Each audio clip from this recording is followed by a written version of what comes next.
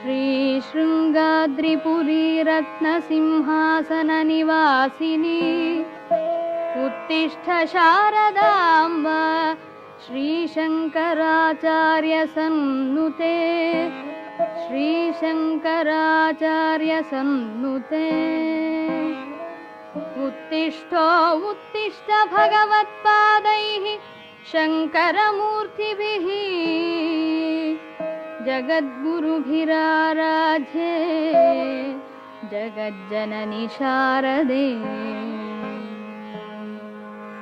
ब्रह्मर्षयोऽम्बसनकादययेत्य भक्त्या